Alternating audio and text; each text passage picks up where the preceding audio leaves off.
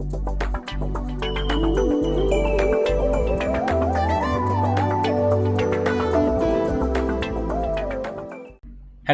bertemu kembali dengan saya, McLaurin Hutagalung PhD.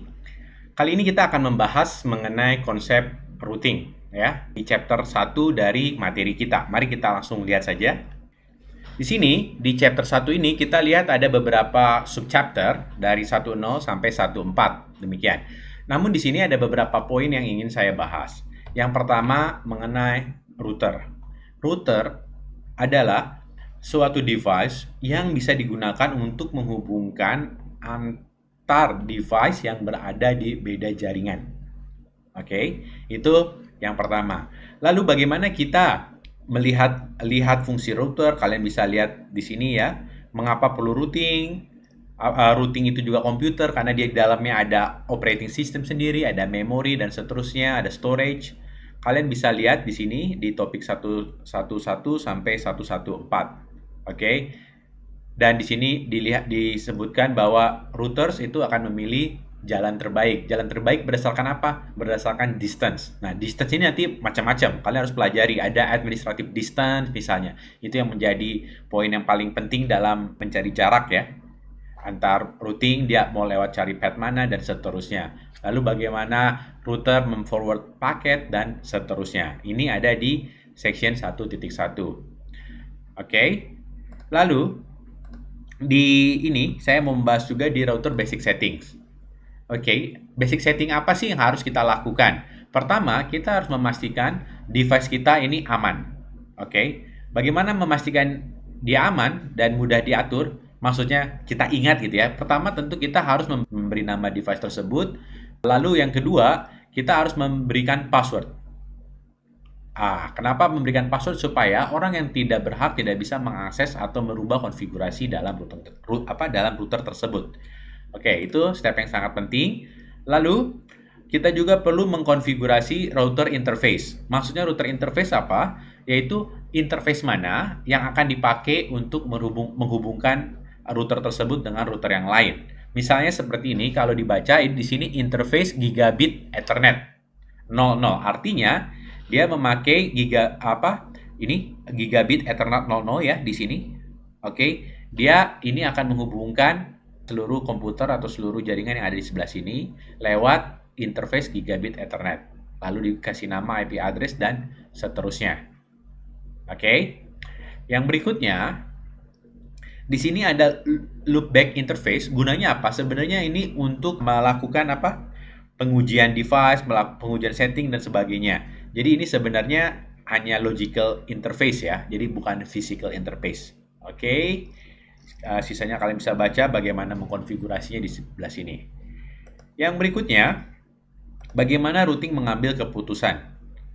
Saya tertarik di topik 122 ini untuk membahas lebih detail, yaitu bagaimana dia mengambil keputusan untuk mencari jalur. Oke. Di sini kita lihat. Pertama, paket tiba di interface ya. Interface itu dari gigabit misalnya tadi atau fast ethernet dan seterusnya. Lalu router akan mencari di routing table untuk alamat yang cocok. Oke. Lalu pertanyaannya, apakah IP tujuan, destination IP address ada dalam subnetnya? Oke. Kalau ada, dia apakah terkonek langsung, directly connected? Kalau ya, maka dicek ARP-nya dan seterusnya. Kalau tidak, berarti ini ada di jaringan yang lain. Oke, kalau ada di jaringan lain, ya, dia dibuat framing, di-encapsulate data-datanya dan di-forward untuk lewat exit interface. Ya, exit interface. Lalu, kalau dia bukan dari remote network, ditanya apakah ada ini gateway of last resort available, ini maksudnya sisanya gitu, yang lain. Kalau dia tidak ada juga berarti ini paket yang salah dibuang. Kalau ada, dia dikirimkan dan akan di forward ke exit interface-nya. Demikian ya, ini packet forwarding decision process. Mungkin kalian perlu memahami benar, ini sangat simple, sangat sederhana ya di sini. Lalu di sini router akan memilih jalur terbaik, best path di sini ya. Kita lihat di sini. Ini saya play di sini.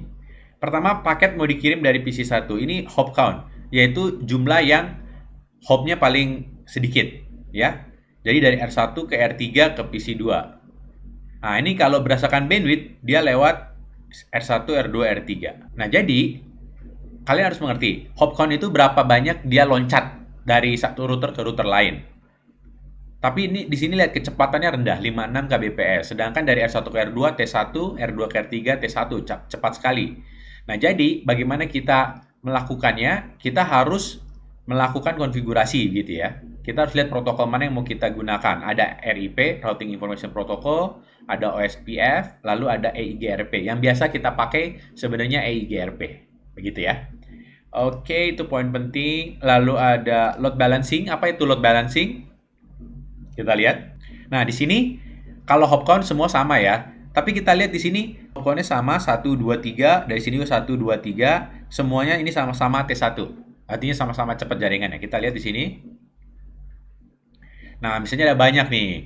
Nah, kita memastikan supaya seimbang, load-nya sama. Jadi kalau di situ tadi kita ada 4 paket, maka 2 lewat sini ya, 2 lewat R4 dan 2 lewat R2. Kita lihat sekali lagi ya. Oke, ada 4 paket. Nah, ganti-gantian kan? Ya. R2, R4, R2, R4. Demikian. Oke, itu load balancing. Nah, ini tadi yang saya sebut administrative distance. Apa itu administrative distance atau disingkat AD?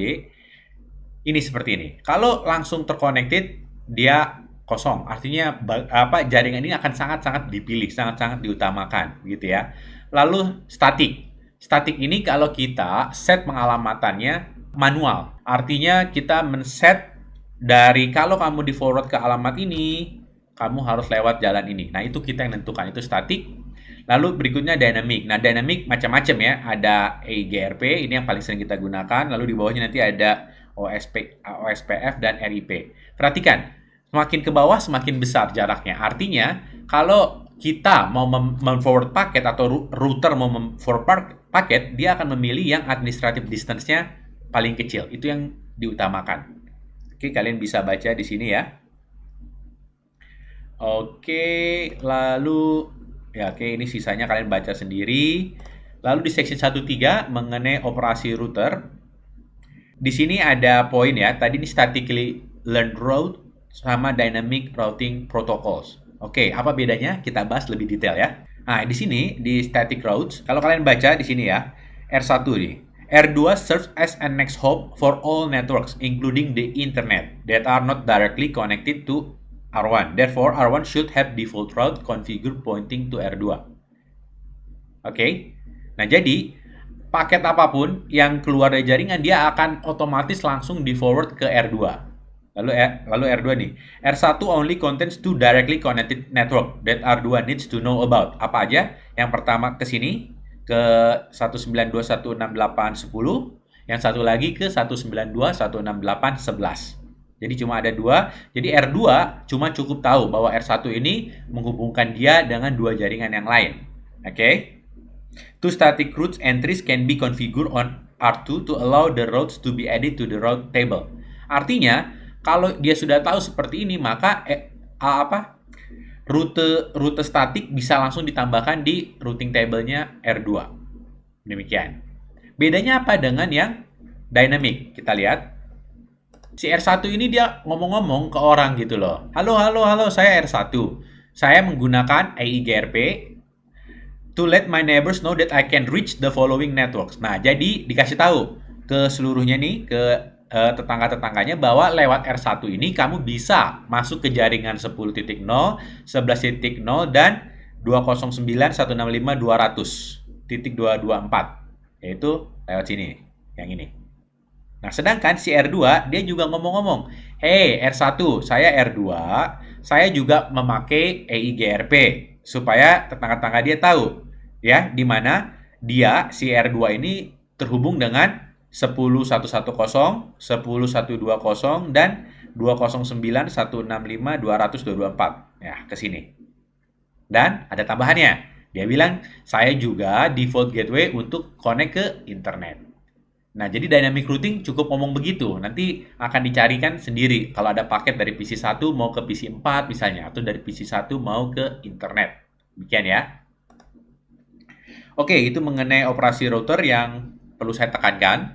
Lalu di sini kesimpulannya apa? Ini kalian boleh latihan sendiri ya, bagaimana saling menghubungkan satu device ke device lain dan seterusnya. Oke. Nah, di sini kesimpulannya, kita melihat bahwa untuk menghubungkan satu jaringan dengan jaringan lain, tentu kita harus membahas macam-macam. Pertama ada topologi, itu bentuk jaringannya seperti apa, lalu kecepatannya, biayanya berapa, keamanannya bagaimana, availability, scalability, dan reliability. Oke. Lalu di sini kita disampaikan bahwa Cisco routers and Cisco switches have many similarities, banyak kemiripannya.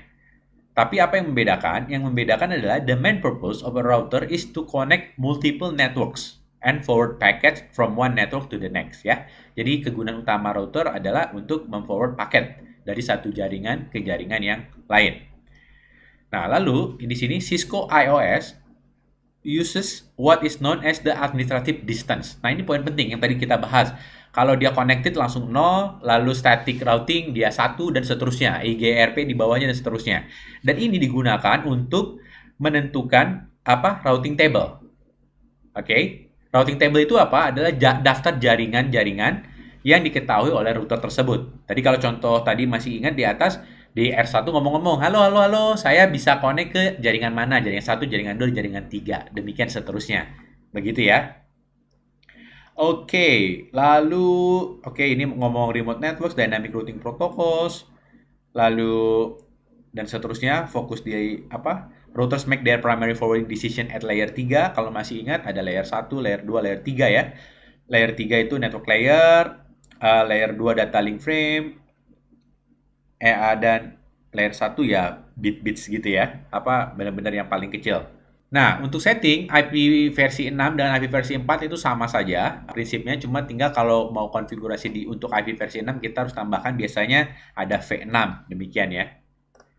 Oke, ya demikian itu topik-topik yang penting yang saya perlu sampaikan. Sisanya kalian bisa baca sendiri lewat modul yang sudah tersedia lengkap di sini.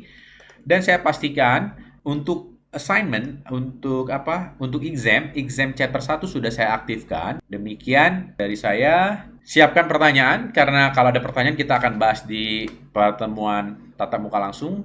Ya, poinnya adalah apapun yang belum kalian pahami mengenai konsep mengenai routing, kalian bisa tanyakan di sesi pertemuan tatap muka secara online. Demikian dari saya. Selamat belajar dan Tuhan memberkati.